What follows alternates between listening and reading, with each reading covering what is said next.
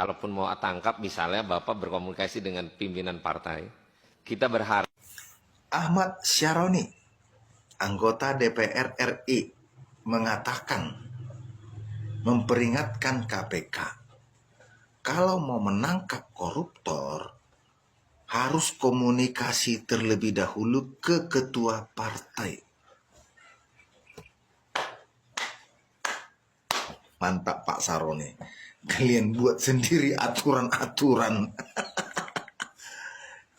Undang-undang yang mana kalian pakai itu? Aturan yang mana kalian pakai kalau mau menangkap penjahat harus izin? Sedangkan polisi mau menangkap maling motor tidak perlu izin kepada anak istrinya atau kepada orang tuanya. Tangkap. Penjahat tidak perlu minta izin untuk ditangkap. Apalagi koruptor yang merugikan negara, uang rakyat ratusan miliar sampai triliun. Tujuannya supaya menjaga komunikasi, hubungan. Berarti secara tidak langsung yang kutangkap di sini, apapun yang dilakukan kader-kadernya diketahui oleh ketua umum, direstui oleh ketua umum. Sehingga kalau kita penegak hukum KPK mau menangkap kader-kadernya harus izin ke ketua umum. Tapi kenapa ketika ada kader yang tertangkap, kader partai, ya pejabat-pejabat dari partai tertentu, ketangkap lalu dia bernyanyi, justru partainya atau sekjennya atau ketua umumnya menyangkal.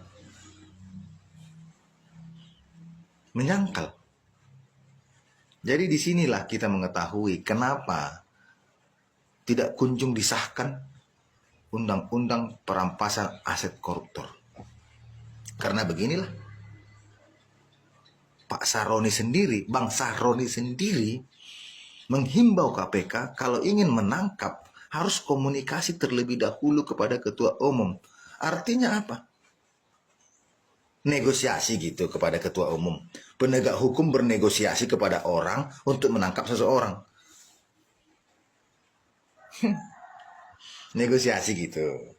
Atau gimana? Gimana Pak Saroni? Tawar-menawar gitu. Bu, Pak Ketum, Bu Ketum, izin kami mau menangkap kader Anda korupsi. Lalu ketumnya mengatakan, oh tidak bisa. Lalu KPK-nya, oke Bu, kami izin pulang. Gitu. Oh, pantas negara ini makin kacau. Jadi fix DPR RI itu yang membuat hancur negara ini. DPR RI. Karena mereka membuat aturan-aturan seenak mereka untuk happy mereka. Coba kalian bayangkan, Ahmad Syaroni mengatakan hal seperti itu. Harus komunikasi dulu kepada ketum. Sedangkan polisi mau menangkap penjahat-penjahat curanmor, nggak perlu izin kepada orang tuanya, kepada ustadz, kepada pendeta, atau kepada RT, kepada lurah, kepada camat, kepada wali kota, nggak perlu izin. Ini penjahat yang mencuri uang negara, yang disumpah dalam jabatannya.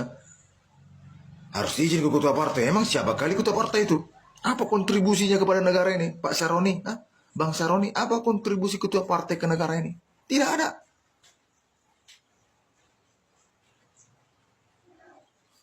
Apa untungnya kepada rakyat?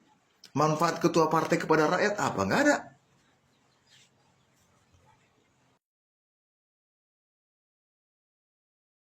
Mental orang tertolong sedunia.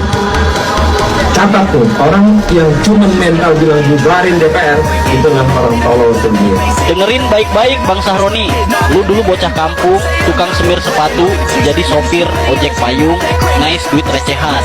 Ngerasain tidur di rumah bocor, makan nasi garam, hidup pas-pasan. Lu tahu rasanya jadi rakyat kecil. Tapi sekarang lu duduk di kursi DPR, mobil lu kayak showroom, jam tangan lu harganya bisa ngasih makan 1 RT. Terus lu nyeletuk, orang yang mau bubarin DPR tolol sedunia. Tolol siapa bang? Rakyat yang tiap hari kecekik harga, disuruh bayar pajak sampai megap-megap. Atau lu yang udah lupa asal usul, kagak tahu diri? Jangan lu injek rakyat cuman karena lu sekarang tajir. Jangan munafik, lu ngomong sopan santun, tapi kerja lu apa? Rakyat makin miskin, DPR makin kaya. Lu bilang lu wakil rakyat. Wakil apaan kalau kuping lu budek sama jeritan orang kecil? Gua kasih tahu ya bang, dulu kalau ada pejabat nyinyir kayak lu pasti juga pengen gebuk kepalanya. Sekarang giliran lu di atas, lu jadi sama aja kayak mereka. Bangsa pengkhianat. Rakyat ngomong bubarin DPR itu jeritan perut kosong, bukan iseng-iseng. Jangan lu label tolol, lu yang harusnya malu. Jangan sampai rakyat cap lu bukan cuma tolol sedunia, tapi bangsat kelas kakap, pengkhianat darah rakyat. Lu kira rakyat takut? Kursi lu dari suara kami bang. Kalau lu terus sok raja, lupa tanah, lupa bau keringet sendiri. Jangan salahin kalau rakyat yang bangun lu, nanti juga rakyat yang bikin lu jatuh. Periksa tuh KPK yang namanya Sahroni. Periksa, geledah mobil-mobil mewah.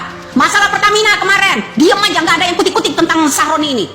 KPK bergerak dong demi rakyat. Gergetan gua wakil-wakil DPR begini ngatain orang kalau orang kritik itu tolol, kalau ada orang yang mau bubarin itu tolol.